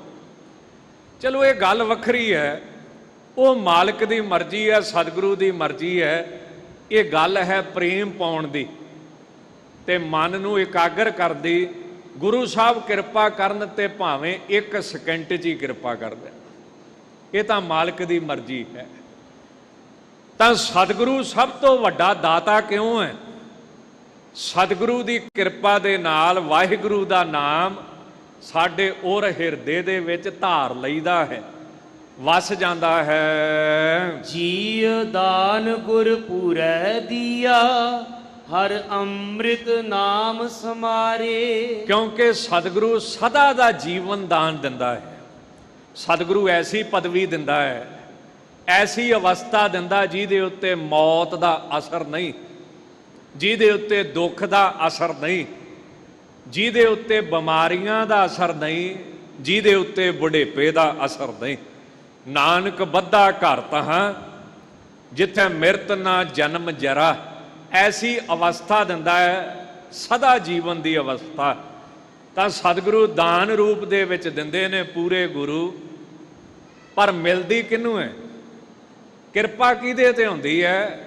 ਜਿਹੜਾ ਅੰਮ੍ਰਿਤ ਰੂਪੀ ਨਾਮ ਨੂੰ ਸੰਭਾਲਦਾ ਹੈ, ਜਿਹੜਾ ਅੰਮ੍ਰਿਤ ਰੂਪੀ ਨਾਮ ਨੂੰ ਜਪਦਾ ਹੈ। ਰਾਮ ਗੁਰ ਹਰਿ ਹਰਿ ਨਾਮ ਕੰਠ ਧਾਰੇ। ਇਹ ਭਾਈ ਗੁਰੂ ਦੀ ਕਿਰਪਾ ਸਦਕਾ ਵਾਹਿਗੁਰੂ ਜੀ ਦੇ ਨਾਮ ਨੂੰ ਆਪਣੇ ਕੰਠ ਹਿਰਦੇ ਦੇ ਵਿੱਚ ਧਾਰਨਾ ਕਰ, ਮਨ ਬਾਣੀ ਕਰਕੇ ਇਹਨੂੰ ਧਾਰ ਲੈ। ਗੁਰਮੁਖ ਕਥਾ ਸੁਣੀ ਮਨ ਭਾਈ, ਧਨ ਧਨ ਵੱਡ ਭਾਗ ਹਮਾਰੇ। ਜਦੋਂ ਅਸੀਂ ਗੁਰਮੁਖਾਂ ਪਾਸੋਂ ਨਾਮ ਦੀ ਮਹਿਮਾ ਦੀ, ਸਤਿਗੁਰੂ ਦੀ ਮਹਿਮਾ ਦੀ, ਸਤ ਸੰਗਤ ਦੀ ਮਹਿਮਾ ਦੀ ਕਥਾ ਸੁਣੀ ਤਾਂ ਸਾਡੇ ਮਨ ਨੂੰ ਭਾ ਗਈ। ਸਾਡੇ ਭਾਗ ਜਿਹੜੇ ਨੇ ਉਹ ਮਨ ਬਾਣੀ ਕਰਕੇ ਬਹੁਤੇ ਵੱਡੇ ਨੇ, ਕਿਉਂਕਿ ਸਾਨੂੰ ਗੁਰੂ ਦੀ ਕਥਾ ਸੁਣਨ ਨੂੰ ਚੰਗੀ ਲੱਗਦੀ ਹੈ। ਰਹਾਓ ਵਿਸਰਾਮ ਦੇ ਕੇ ਸੱਚੇ ਪਾਤਸ਼ਾਹ ਫਰਮਾਉਂਦੇ ਹਨ, ਕੋਟ ਕੋਟ 33 ਤੇ ਆਵਹਿ, ਤਾ ਕਾ ਅੰਤ ਨਾ ਪਾਵਹਿ ਪਾਰੇ। ਕਰੋੜਾਂ ਦੇਵਤੇ ਨੇ ਜਿਨ੍ਹਾਂ ਦੀ ਗਿਣਤੀ 33 ਕੋਟ ਆਉਂਦੀ ਹੈ। ਇਹਦੇ 2 ਅਰਥ ਵਿਦਵਾਨ ਕਰਦੇ ਨੇ, ਜਾਂ ਤੇ 33 ਕਰੋੜ ਤੇ ਜਾਂ ਫਿਰ 33 ਕੋਟ, ਮੈਨੇ ਕਿਸਮਾਂ। ਮੁੱਖ ਦੇਵਤੇ 33 ਨੇ, 33 ਤਰ੍ਹਾਂ ਦੇ, ਜਿਹਨੂੰ ਆਪਾਂ ਕਹਿ ਦਿੰਦੇ ਵੀ ਕਿਸਮਾਂ, 33 ਤਰ੍ਹਾਂ ਦੇ। ਕੋਟ ਸ਼ਬਦ ਦੇ 2 ਅਰਥ ਹੁੰਦੇ ਨੇ, ਜਾਂ 33 ਕਰੋੜ ਜਾਂ ਫਿਰ 33 ਕਿਸਮਾਂ ਦੇ ਮੁੱਖ ਦੇਵਤੇ। ਇਹ ਕਰੋੜਾਂ ਹੀ ਵਿਧੀਆਂ ਦੇ ਨਾਲ, 33 ਕਰੋੜ ਦੇਵਤੇ ਕਰੋੜਾਂ ਹੀ ਵਿਧੀਆਂ ਦੇ ਨਾਲ ਵਾਹਿਗੁਰੂ ਜੀ ਨੂੰ ਧਿਆਉਂਦੇ ਨੇ। ਪਰ ਵਾਹਿਗੁਰੂ ਜੀ ਦਾ ਅੰਤ ਜਿਹੜਾ ਹੈ ਉਹ ਕਿਸੇ ਤੋਂ ਵੀ ਪਾਇਆ ਨਹੀਂ ਜਾਂਦਾ। ਹਿਰਦੈ ਕਾਮ ਕਾਮਨੀ ਮੰਗਹਿ, ਰਿਦ ਮੰਗਹਿ ਹਾਥ ਪਸਾਰੇ। ਕਿਉਂ ਵਾਹਿਗੁਰੂ ਜੀ ਦੀ ਪ੍ਰਾਪਤੀ ਨਹੀਂ ਹੁੰਦੀ? ਕਿਉਂਕਿ ਹਿਰਦੇ ਵਿੱਚ ਕਾਮ ਬੈਠਾ ਹੈ। ਕਾਮ ਕਹਿੰਦੇ ਇੱਛਾ ਨੂੰ, ਇੱਛਾ ਨਹੀਂ ਮਰਦੀ। ਤੇ ਕਾਮ ਨਹੀਂ ਕਹਿੰਦੇ ਇਸਤਰੀ ਨੂੰ। ਇਸਤਰੀ ਆਦਿਕ ਪਦਾਰਥ, ਇਸਤਰੀ ਹੋ ਗਈ, ਪੈਸਾ ਹੋ ਗਿਆ। ਹਿਰਦੇ ਦੇ ਵਿੱਚ ਇਹ ਚੀਜ਼ਾਂ ਮੇਰੇ ਬੈਠੀਆਂ ਹੋਈਆਂ ਨੇ, ਇਹ ਵਸਤੂਆਂ ਹੀ ਮੈਂ ਰੱਬ ਤੋਂ ਮੰਗਦਾ ਰਹਿਣਾ ਹਾਂ, ਜਿਸ ਕਰਕੇ ਵਾਹਿਗੁਰੂ ਦੀ ਮੈਨੂੰ ਪ੍ਰਾਪਤੀ ਹੁੰਦੀ ਨਹੀਂ। ਹਿਰਦੈ ਕਾਮ ਕਾਮਨੀ ਮੰਗ ਹੈ, ਹਰ ਮੰਗ ਹੈ ਹਾਥ, ਰਿੱਧ ਮੰਗ ਹੈ ਹਾਥ ਪਸਾਰੇ। ਤੇ ਰਿੱਧੀਆਂ ਸਿੱਧੀਆਂ ਦੀ ਦਾਤ ਹੀ ਵਾਹਿਗੁਰੂ ਤੋਂ ਮੰਗਦੇ ਰਹਿੰਦੇ ਨੇ ਕਿ ਹੇ ਵਾਹਿਗੁਰੂ ਸਾਨੂੰ ਸ਼ਕਤੀਆਂ ਦੇ, ਸਾਨੂੰ ਤਾਕਤਾਂ ਦੇ। ਇਸ ਕਰਕੇ ਦੇਵਤਿਆਂ ਨੂੰ ਵੀ ਪਰਮਾਤਮਾ ਦੀ ਪ੍ਰਾਪਤੀ ਨਹੀਂ ਹੁੰਦੀ। ਹਰ ਜਸ ਜਪ ਜਪ ਵੱਡਾ ਵਡੇਰਾ, ਗੁਰਮੁਖ ਰੱਖੋ ਔਰ ਧਾਰੇ। ਇਹ ਭਾਈ ਗੁਰਮੁਖ ਜਿਹੜੇ ਮੁਖੀ ਗੁਰੂ ਨੇ, ਉਹਨਾਂ ਦੇ ਉਪਦੇਸ਼ ਨੂੰ ਹਿਰਦੇ ਵਿੱਚ ਧਾਰ ਕੇ ਰੱਖ ਕਿ ਵਾਹਿਗੁਰੂ ਜੀ ਸਭ ਤੋਂ ਵੱਡੇ ਵਡੇਰੇ ਨੇ, ਤੇ ਉਹਨਾਂ ਦੇ ਹਰੀ ਜਸ ਨੂੰ ਜਪਿਆ ਕਰ, ਉਹਨਾਂ ਦੀ ਉਸਤਤ ਕਰਿਆ ਕਰ, ਉਹਨਾਂ ਦੀ ਉਸਤਤ ਕਰਨ ਦੀ ਦਾਤ ਮੰਗ ਕਿ ਸੱਚੇ ਪਾਤਸ਼ਾਹ ਮੇਰੇ ਤੇ ਕਿਰਪਾ ਕਰੋ ਕਿ ਮੈਂ ਆਪ ਜੀ ਦਾ ਜਾਪ ਜਪ ਸਕਾਂ, ਮਨ ਕਰਕੇ, ਬਾਣੀ ਕਰਕੇ, ਸਰੀਰ ਕਰਕੇ। ਇੱਕ ਬੜੇ ਵੱਡੇ ਅਰਬ ਦੇ ਬਾਦਸ਼ਾਹ ਹੋਏ ਨੇ ਇਬਰਾਹਿਮ ਬਿਨ ਆਦਮ। ਬਾਦਸ਼ਾਹੀ ਭੋਗਦਿਆਂ ਕਿਤੇ ਕਿਤੇ ਮਨ ਦੇ ਵਿੱਚ ਵਿਰਾਗ ਆਉਣਾ ਤੇ ਅਰਦਾਸ ਕਰਨੀ ਕਿ ਹੇ ਖੁਦਾ ਮੇਰੇ ਤੇ ਕਿਰਪਾ ਕਰ, ਮੈਂ ਤੇਰੀ ਭਗਤੀ ਕਰਾਂ, ਬੰਦਗੀ ਕਰਾਂ। ਜਦੋਂ ਰੋਜ਼ ਕਰਨ ਲੱਗੇ ਤਾਂ ਅਰਦਾਸ ਵਾਹਿਗੁਰੂ ਨੇ ਪ੍ਰਵਾਨ ਕਰ ਲਈ। ਵਿਰਾਗ ਪੈਦਾ ਕਰਨ ਵਾਸਤੇ ਰਾਤ ਨੂੰ ਇੱਕ ਸੁਪਨਾ ਦਿਖਾਇਆ। ਇਹ ਬਾਦਸ਼ਾਹ ਆਪਣੇ ਮਹਿਲਾਂ 'ਚ ਸੁੱਤਾ ਹੈ, ਸੁਪਨੇ ਦੇ ਵਿੱਚ ਕਿਸੇ ਸੱਜਣ ਦਾ ਊਠ ਗਵਾਚ ਗਿਆ। ਉਹ ਸੱਜਣ ਊਠ ਲੱਭਣ ਵਾਸਤੇ ਇਹਦੇ ਮਹਿਲਾਂ ਵਿੱਚ ਤੁਰਿਆ ਫਿਰਦਾ ਹੈ। ਇਹਨੇ ਸੁਪਨੇ ਵਿੱਚ ਆਖਿਆ ਕੀ ਲੱਭਦਾ ਹੈ? ਕਹਿੰਦਾ ਮੇਰਾ ਊਠ ਗਵਾਚ ਗਿਆ ਸੀ ਤੇ ਤੇਰੇ ਮਹਿਲ ਦੇ ਵਿੱਚ ਲੱਭਦਾ। ਇਹ ਸੁਪਨੇ ਵਿੱਚ ਖਿੜਖੜਾ ਕੇ ਹੱਸ ਪਿਆ, ਕਹਿੰਦਾ ਊਠਾਂ ਦਾ ਮਹਿਲਾਂ ਦੇ ਵਿੱਚ ਕੀ ਕੰਮ, ਬਾਹਰ ਜਾ ਕੇ ਲੱਭ। ਉਹਨੇ ਸੁਪਨੇ ਵਿੱਚ ਹੀ ਇਹਦੇ ਥਾਪੀ ਦੇ ਕੇ ਨਾ ਪਿੱਠ ਤੇ ਆਖਿਆ ਖੁਦਾ ਦਾ ਰਾਜਿਆਂ ਦੇ ਮਹਿਲਾਂ ਵਿੱਚ ਕੀ ਕੰਮ, ਬਾਹਰ ਜਾ ਕੇ ਲੱਭ। ਮੈਂ ਬੜਾ ਹੈਰਾਨ ਹੁੰਦਾ ਵਾਂ ਵੀ ਆਪਾਂ ਬੱਚਿਆਂ ਨੂੰ ਕਿੱਡੇ ਵੱਡੇ ਸਕੂਲਾਂ ਵਿੱਚ ਪੜ੍ਹਾਉਂਦੇ ਹਾਂ, ਕਿੰਨੇ ਪੈਸੇ ਖਰਚਦੇ, ਪਰ ਵੋਟਾਂ ਤੇ ਫੇਰ ਅਨਪੜ੍ਹ ਮੰਤਰੀਆਂ ਨੂੰ ਹੀ ਪਾਉਣਾ ਆ। ਆਖੋ ਸਤਨਾਮ ਸ੍ਰੀ, ਉਹਨਾਂ ਨੂੰ ਹੀ ਪਾਉਣੀਆਂ ਨਾ, ਜਿੰਨੇ ਮਰਜ਼ੀ ਪੜ੍ਹਾ ਲਓ। ਤਾਂ ਉਹ ਕਹਿੰਦਾ ਜੇ ਊਠ ਦਾ ਮਹਿਲ 'ਚ ਕੋਈ ਕੰਮ ਨਹੀਂ ਨਾ, ਵੈਸੇ ਇੱਕ ਦ੍ਰਿਸ਼ਟਾਂਤ ਆ, ਤਾਂ ਖੁਦਾ ਦਾ ਤੇਰੇ ਮਹਿਲਾਂ 'ਚ ਕੀ ਕੰਮ, ਬਾਹਰ ਜਾ ਕੇ ਲੱਭ। ਪਰ ਬਾਦਸ਼ਾਹੀ ਛੱਡਣੀ ਸੌਖੀ ਪਈ ਆ ਕਿਤੇ? ਇਹ ਕੁਰਸੀ ਛੱਡਣੀ ਸੌਖੀ ਪਈ ਆ ਕਿਤੇ? ਇਹ ਕੋਈ ਛੱਡ ਕੇ ਰਾਜੀ ਆ? ਸੇਵਾਦਾਰ ਰਿਟਾਇਰ ਹੁੰਦੇ ਨੇ, ਵੱਡੇ ਜਿਹੜੇ ਪ੍ਰਧਾਨ ਹੁੰਦੇ, ਮੁਖੀ ਹੁੰਦੇ, ਇਹ ਨਹੀਂ ਕਦੀ ਰਿਟਾਇਰ ਹੁੰਦੇ। ਗ੍ਰੰਥੀ ਸਿੰਘ ਹੀ ਰਿਟਾਇਰ ਕੀਤੇ ਜਾਂਦੇ ਨੇ। ਤਾਂ ਉਹ ਕਹਿਣ ਲੱਗਾ ਹੁਣ ਬਾਦਸ਼ਾਹੀ ਕਚਹਿਰੀ ਲਾ ਕੇ ਬੈਠਾ, ਮੰਤਰੀ ਸੰਤਰੀ ਲਾਗੇ ਬੈਠੇ, ਸਲੂਟ ਵੱਜਣ, ਨਮਸਕਾਰਾਂ ਹੋਣ। ਕਹਿੰਦਾ ਛੱਡ ਖਹਿੜਾ, ਬੰਦਗੀ 'ਚ ਕੀ ਰੱਖਿਆ, ਆਹ ਸਵਾਦ ਲੱਭਣੇ ਤੈਨੂੰ ਕਿਤੇ। ਖੁਦਾ ਨੇ ਆਖਿਆ ਵੀ ਇਹਨੂੰ ਅਜੇ ਰਾਤੀ ਇੱਕ ਉਦਾਹਰਣ ਦਿੱਤੀ ਹੈ ਤੇ ਕੋਈ ਅਸਰ ਨਹੀਂ। ਖੁਦਾ ਫਕੀਰ ਬਣ ਕੇ ਆਇਆ। ਇਹ ਤੋਂ ਅੱਗੇ ਤੁਸੀਂ ਸਾਖੀ ਸੁਣੀ ਆ, ਉਹ ਫਕੀਰ ਬਣ ਕੇ ਆਇਆ ਤੇ ਆਣ ਕੇ ਉਹਨੇ ਆਪਣਾ ਝੋਲਾ ਰੱਖਿਆ, ਸਮਾਨ ਰੱਖਿਆ, ਸਭ ਕੁਝ। ਇਹਨੇ ਨੌਕਰਾਂ ਨੂੰ ਸੈਨਤ ਅੱਖੀ ਕੀਤੀ ਵੀ ਆ ਸਾਧ ਕਿਧਰ ਮੂੰਹ ਚੁੱਕ ਕੇ ਤੁਰਿਆ ਆਉਂਦਾ। ਖੁਦਾ ਨੇ ਝੋਲਾ ਰੱਖਿਆ, ਝੋਲੇ ਨੂੰ ਸਿਰ ਥੱਲੇ ਰੱਖਿਆ, ਲਾਤੇ ਲੱਤ ਰੱਖੀ ਤੇ ਲੰਮੇ ਪੈ ਗਏ। ਨੌਕਰਾਂ ਨੇ ਪੁੱਛਿਆ ਮਹਾਰਾਜ ਤੁਸੀਂ ਕੀ ਕਰਦੇ ਪਏ ਹੋ? ਕਹਿੰਦੇ ਮੈਂ ਆਰਾਮ ਕਰਦਾ ਪਿਆ ਵਾਂ, ਮੈਂ ਇੱਥੇ ਇੱਕ ਰਾਤ ਕੱਟਣੀ ਹੈ। ਉਹ ਕਹਿੰਦੇ ਇਹ ਰਾਜੇ ਦਾ ਮਹਿਲ ਹੈ, ਇਹ ਰਾਜੇ ਦਾ ਦਰਬਾਰ ਹੈ, ਇਹ ਕੋਈ ਸਰਾਂ ਨਹੀਂ। ਉਹ ਕਹਿੰਦਾ ਇਹ ਸਰਾਂ ਨਹੀਂ ਤੇ ਹੋਰ ਕੀ ਹੈ? ਅਖੀਰ ਤੁਸੀਂ ਅੱਗੇ ਜਾਣਦੇ ਹੋ, ਸਾਖੀ ਬੜੀ ਲੰਮੀ, ਸਮਾਂ ਇਜਾਜ਼ਤ ਨਹੀਂ ਦਿੰਦਾ। ਆਪਸ ਵਿੱਚ ਬਹਿਸਬਾਜ਼ੀ ਹੋਈ, ਸਵਾਲ ਉੱਤਰ ਹੋਏ। ਇਹ ਇਬਰਾਹਿਮ ਬਿਨ ਆਦਮ ਜਿਹੜਾ ਬਾਦਸ਼ਾਹ ਸੀ, ਇਹਨੂੰ ਫਿਰ ਫਕੀਰ ਨੇ ਆਖਿਆ ਤੇਰੇ ਤੋਂ ਪਹਿਲਾਂ ਇੱਥੇ ਕੌਣ ਰਹਿੰਦਾ ਸੀ? ਕਹਿੰਦਾ ਮੇਰਾ ਪਿਤਾ, ਉਹ ਤੋਂ ਪਹਿਲਾਂ ਪਿਤਾ, ਮਾਂ, ਦਾਦਾ, ਪੜਦਾਦਾ। ਅੱਛਾ, ਤੇਰੇ ਮਰਨ ਤੋਂ ਬਾਅਦ ਇਹਦੇ ਕੌਣ ਰਵੇਗਾ? ਮੇਰੇ ਬੱਚੇ, ਉਹਨਾਂ ਤੋਂ ਬਾਅਦ ਉਹਨਾਂ ਦੇ ਬੱਚੇ। ਤਾਂ ਕਹਿੰਦੇ ਫਿਰ ਸਾਰੇ ਟਾਈਮ ਪਾਸ ਹੀ ਕਰਦੇ ਆ, ਸਰਾਈਆਂ, ਹੋਰ ਕੀ ਆ, ਰਹਿਣਾ ਤੇ ਇੱਥੇ ਕਿਸੇ ਨੇ ਨਹੀਂ, ਆਪਣਾ ਟਾਈਮ ਪਾਸ ਕਰਨਾ। ਫਿਰ ਇਬਰਾਹਿਮ ਬਿਨ ਆਦਮ ਨੂੰ ਵਿਰਾਗ ਹੋਇਆ ਤੇ ਫਿਰ ਉਹਨੇ ਭਗਤੀ ਕੀਤੀ, ਸਮੁੰਦਰ ਦੇ ਕੰਢੇ ਤੇ ਗਿਆ। ਇੱਕ ਗੱਲ ਹੋਰ ਨਵੀਂ ਹੈ, ਉਹ ਬੇਨਤੀ ਕਰਕੇ ਫਿਰ ਅੱਗੇ ਤੁਰਾਂ। ਬਾਕੀ ਤਾਂ ਤੁਸੀਂ ਕਥਾ ਸੁਣੀ ਆ ਉਹਦੀ। ਇੱਕ ਗੱਲ ਨਵੀਂ ਹੈ, ਜਦੋਂ ਸਮੁੰਦਰ ਦੇ ਕੰਢੇ ਬੰਦਗੀ ਕਰਨ ਲੱਗਾ, ਉੱਥੇ ਇੱਕ ਫਕੀਰ ਪਹਿਲਾਂ ਹੀ ਬੰਦਗੀ ਕਰਦਾ ਸੀ। ਖੁਦਾ ਉਹਦੇ ਵਾਸਤੇ ਰੋਟੀ ਭੇਜਦਾ ਸੀ ਇੱਕ ਟਾਈਮ, 24 ਘੰਟਿਆਂ 'ਚੋਂ ਇੱਕ ਟਾਈਮ ਰੋਟੀ ਦਿੰਦਾ ਸੀ ਉਹਨੂੰ। ਉਹ ਕਿਸੇ ਬਹਾਨੇ ਆਵੇ, ਸਮੁੰਦਰ ਦੇ ਕੰਢੇ ਪਹੁੰਚਦੀ ਸੀ ਜੀ, ਕਿਸੇ ਬਹਾਨੇ ਪਹੁੰਚੇ, ਉਹ ਪਹੁੰਚਦੀ ਸੀ।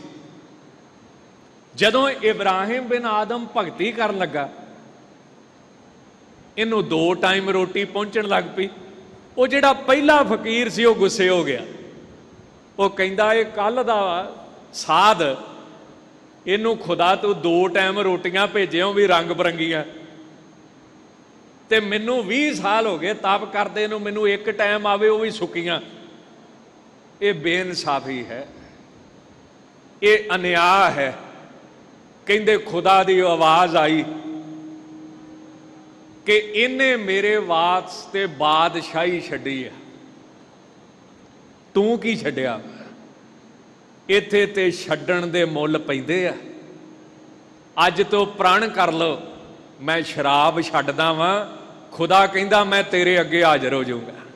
ਇੱਥੇ ਤੇ ਛੱਡਣ ਦੇ ਮੁੱਲ ਪੈਂਦੇ ਆ। ਅੱਜ ਤੋਂ ਪ੍ਰਣ ਕਰ ਲਓ ਕਿ ਮੈਂ ਕੇਸ ਕੱਟਣੇ ਛੱਡਦਾ ਵਾਂ, ਇੱਥੇ ਤੇ ਛੱਡਣ ਦੇ ਮੁੱਲ ਪੈਂਦੇ ਆ। ਜਿੰਨੇ ਕੁਝ ਛੱਡਿਆ ਨਹੀਂ ਉਹਦੀ ਕਦਰ ਬਹੁਤੀ ਖੁਦਾ ਵੀ ਨਹੀਂ ਕਰਦਾ।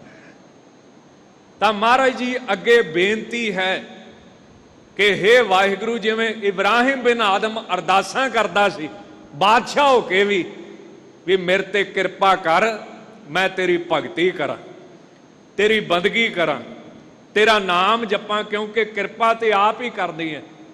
ਤਾਂ ਇਹ ਦਾਤ ਅਸੀਂ ਮੁਖੀ ਗੁਰਾਂ ਦੇ ਉਪਦੇਸ਼ ਦੇ ਨਾਲ ਹਿਰਦੇ 'ਚ ਧਾਰਨ ਕਰਦੀ ਹੈ ਤੇ ਵਾਹਿਗੁਰੂ ਜੀ ਦਾ ਜਸ ਮਨ ਬਾਣੀ ਸਰੀਰ ਕਰਕੇ ਜਪਣਾ ਹੈ, ਕਰਨਾ ਹੈ। ਜੇ ਵਡ ਭਾਗ ਹੋਵੇ ਤਾਂ ਜਪੀਐ, ਹਰ ਭਉ ਜਲ ਪਾਰੀ ਉਤਾਰੇ। ਜੇ ਵੱਡੇ ਭਾਗ ਹੋਣ ਤਾਂ ਵਾਹਿਗੁਰੂ ਜੀ ਦਾ ਨਾਮ ਜਪਿਆ ਜਾਂਦਾ ਹੈ। ਵਾਹਿਗੁਰੂ ਕਿਰਪਾ ਕਰਕੇ, ਤਰਸ ਕਰਕੇ, ਮਿਹਰ ਕਰਕੇ ਇਸ ਸੰਸਾਰ ਰੂਪੀ ਸਮੁੰਦਰ ਤੋਂ ਪਾਰ ਉਤਾਰ ਦਿੰਦਾ ਹੈ। ਹਰ ਜਨ ਨਿਕਟ ਨਿਕਟ ਹਰ ਜਨ ਹੈ, ਹਰ ਰਾਖੈ ਕੰਠ ਜਨ ਧਾਰੇ। ਜਿਹੜੇ ਵਾਹਿਗੁਰੂ ਜੀ ਦੇ ਜਨ ਨੇ, ਪਰਮੇਸ਼ਰ ਦੇ ਪਿਆਰੇ ਸੰਤ ਨੇ, ਇਹ ਸਭ ਤੋਂ ਨੇੜੇ ਨੇ। ਕੁਰਾਨ ਸ਼ਰੀਫ ਦੇ ਮੁਤਾਬਕ 4 ਸੱਜਣ ਰੱਬ ਦੇ ਸਭ ਤੋਂ ਨੇੜੇ। ਪਹਿਲਾ ਔਲੀਆ, ਦੂਜਾ ਸ਼ਾਹਿਦਾ, ਜਿਹਨੂੰ ਆਪਾਂ ਸ਼ਹੀਦ ਕਹਿ ਦਿੰਦੇ, ਇਹ ਰੱਬ ਦੇ ਬਹੁਤ ਨੇੜੇ। ਤੀਸਰਾ ਪਰਮੇਸ਼ਰ ਦਾ ਪਿਆਰਾ ਨੇਕ ਸੱਜਣ, ਜਿਹਨੂੰ ਸਾਲੀਨ ਕਹਿ ਦਿੰਦੇ ਹਨ, ਸਾਲਹੀਨ, ਨੇਕ ਸੱਜਣ, ਪਰਉਪਕਾਰੀ। ਤੇ ਚੌਥਾ ਕੌਣ ਹੋਇਆ? ਸਿੱਦਕੀ, ਸਿਦਕਵਾਨ। ਇਹ 4 ਕੁਰਾਨ ਸ਼ਰੀਫ ਦੇ ਮੁਤਾਬਕ ਸਭ ਤੋਂ ਨੇੜੇ ਰੱਬ ਦੇ। ਪਹਿਲਾ ਹੈ ਔਲੀਆ, ਜਿਹਨੂੰ ਨਬੀ ਕਹਿ ਦਿੰਦੇ ਨਾ, ਨਬੀ ਰੱਬ ਦਾ ਪਿਆਰਾ। ਧੰਨ ਧੰਨ ਧੰਨ ਜਨ ਆਇਆ, ਜਿਸ ਪ੍ਰਸਾਦ ਸਭ ਜਗਤ ਤਰਾਇਆ। ਇਹ ਸਭ ਤੋਂ ਨੇੜੇ। ਦੂਜਾ ਸ਼ਹੀਦ, ਸਭ ਤੋਂ ਨੇੜੇ। ਤੀਸਰਾ ਸਿਦਕੀ, ਜਿਹੜਾ ਸਿਦਕ ਵਾਲਾ ਹੈ, ਉਹ ਨੇੜੇ ਹੈ। ਤੇ ਚੌਥਾ ਕੀ? ਨੇਕ ਜਨ, ਪਰਉਪਕਾਰੀ। ਤੇਰੇ ਜਨ ਪਰਉਪਕਾਰੀ ਆਏ, ਜੀ ਦਾਨ ਦੇ ਭਗਤੀ ਲਾਇਨ, ਹਰ ਸਿਉ ਲੈਨ ਮਿਲਾਏ। ਇਸ ਗੱਲ ਉੱਤੇ ਗੁਰੂ ਰਾਮਦਾਸ ਸਾਹਿਬ ਮੋਹਰ ਲਾਉਂਦੇ ਆ। ਹਰ ਜਨ ਨਿਕਟ, ਰੱਬ ਦੇ ਸਭ ਤੋਂ ਨੇੜੇ ਹਰ ਜਨ ਨੇ, ਨਿਕਟ ਹਰ ਜਨ ਹੈ। ਜਦੋਂ ਤੁਸੀਂ ਹਰੀ ਜਨਾਂ ਦੀ ਸੰਗਤ ਕਰੋਗੇ ਤਾਂ ਫਿਰ ਤੁਸੀਂ ਵੀ ਰੱਬ ਦੇ ਨੇੜੇ ਹੋ ਜਾਓਗੇ, ਤੁਸੀਂ ਵੀ ਪ੍ਰਮਾਤਮਾ ਦੇ ਨੇੜੇ ਹੋ ਜਾਓਗੇ। ਸ਼੍ਰੀਮਾਨ ਸੰਤ ਅਤਰ ਸਿੰਘ ਜੀ ਮਸਤੂ ਆਣੇ ਵਾਲੇ, ਉਹਨਾਂ ਨੇ ਜਿਹੜੇ ਗ੍ਰੰਥੀ ਸਿੰਘ ਸੀ ਨਾ, ਸੰਤ ਭਾਈ ਜੋਧ ਸਿੰਘ ਜੀ, ਸ਼੍ਰੀਮਾਨ ਸੰਤ ਭਾਈ ਜੋਧ ਸਿੰਘ ਜੀ, ਆਰਮੀ ਦੇ ਵਿੱਚ ਇੱਕ ਗ੍ਰੰਥੀ ਸੀ। ਦੇਖੋ ਗ੍ਰੰਥੀ ਦਾ ਜੀਵਨ ਕਿੱਡਾ ਉੱਚਾ ਸੱਚਾ ਹੁੰਦਾ। ਗਿਆਨੀ ਸੰਤ ਸਿੰਘ ਜੀ ਹਰਮੰਦਰ ਸਾਹਿਬ ਦੇ ਗ੍ਰੰਥੀ ਸੀ, ਜਿਨ੍ਹਾਂ ਨੇ ਮਹਾਰਾਜਾ ਰਣਜੀਤ ਸਿੰਘ ਨੂੰ ਕੀ ਆਖਿਆ, ਸੋਨੇ ਦੀ ਸੇਵਾ ਕਰ। ਅੱਜ ਉਹਨਾਂ ਦੀ ਮੇਰੇ ਖਿਆਲ ਨਾਲ ਬੁੰਗਾ ਖੁਦਾਈ ਚੋਂ ਲੱਭਾ ਨਾ, ਸਾਨੂੰ ਇਤਿਹਾਸਕ ਚੀਜ਼ਾਂ ਸਾਂਭ ਕੇ ਰੱਖਣੀਆਂ ਚਾਹੀਦੀਆਂ। ਉਹ ਟਕਸਾਲ ਦੇ ਵੀ ਮੁਖੀ ਸਨ। ਤਾਂ ਸ਼੍ਰੀਮਾਨ ਗਿਆਨੀ ਭਾਈ ਜੋਧ ਸਿੰਘ ਜੀ ਗ੍ਰੰਥੀ ਸੀ। ਸੰਤ ਅਤਰ ਸਿੰਘ ਜੀ ਨੇ ਆਖਿਆ, ਬਾਬਾ ਜੀ, ਸੰਤ ਅਤਰ ਸਿੰਘ ਕੌਣ ਸਨ? ਸ਼੍ਰੀਮਾਨ ਗ੍ਰੰਥੀ ਭਾਈ ਜੋਧ ਸਿੰਘ ਦੇ ਸੇਵਾਦਾਰ। ਉਹਨਾਂ ਨੂੰ ਪ੍ਰਸ਼ਾਦਾ ਛਕਾਉਣਾ ਬਣਾ ਕੇ ਆਰਮੀ ਦੇ ਵਿੱਚ।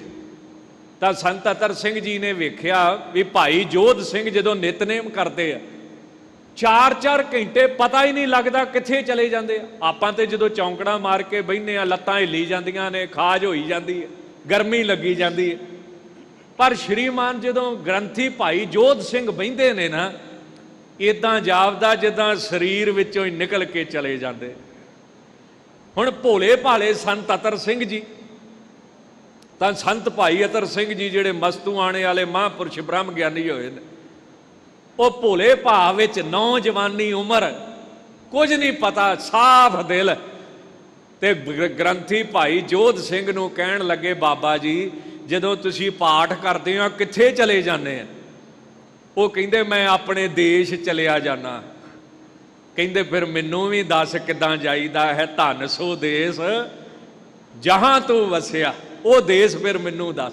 ਫਿਰ ਉਹਨਾਂ ਨੇ ਦੱਸਿਆ ਵੀ ਸ਼ਬਦ ਦੇ ਵਿੱਚ ਸੁਰਤ ਨੂੰ ਲੈ ਕਰੋ, ਫਿਰ ਸੁਰਤ ਨੂੰ ਸਾਖੀ ਵਿੱਚ ਲੈ ਕਰੋ, ਹੌਲੀ ਹੌਲੀ ਫਿਰ ਨਾਲ ਅਰਦਾਸਾਂ ਵੀ ਕਰੋ ਵੀ ਮਹਾਰਾਜ ਸਿੱਖਾਂ ਘਰ ਜਨਮ ਦਿੱਤਾ, ਧੰਨਵਾਦ, ਅੰਮ੍ਰਿਤ ਦੀ ਕਿਰਪਾ ਕੀਤੀ, ਬਹੁਤ ਧੰਨਵਾਦ, ਹੁਣ ਕਿਰਪਾ ਕਰੋ ਨਾਮ ਵਿੱਚ ਵੀ ਚਿੱਤ ਮੇਰਾ ਜੁੜ ਜਾਵੇ।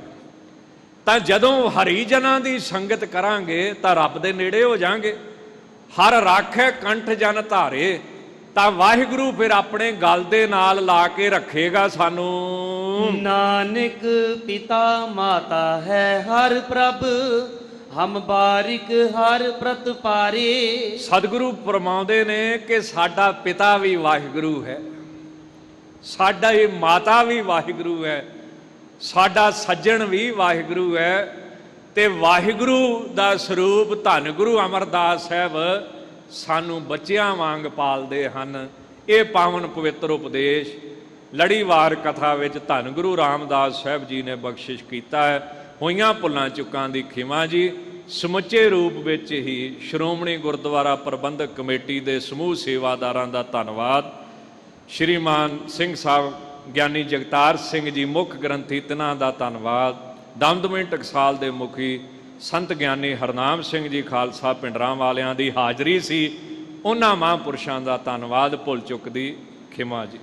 ਹਰ ਜਨ ਨਿਕਟ ਨਿਕਟ ਹੈ ਹਰ ਜਨ, ਹਰ ਰਾਖੈ ਕੰਠ ਜਨ ਧਾਰੇ। ਹਰ ਜਨ ਨਿਕਟ ਨਿਕਟ ਹਰ ਜਨ ਹੈ, ਹਰ ਰਾਖੈ ਕੰਠ ਜਨ ਧਾਰੇ। ਨਾਨਕ ਪਿਤਾ ਮਾਤਾ ਹੈ ਹਰ ਪ੍ਰਭ, ਹਮ ਬਾਰਿਕ ਹਰ ਪ੍ਰਤ ਪਾਰੇ। ਵਾਹਿਗੁਰੂ ਜੀ ਕਾ ਖਾਲਸਾ, ਵਾਹਿਗੁਰੂ ਜੀ ਕੀ ਫਤਿਹ।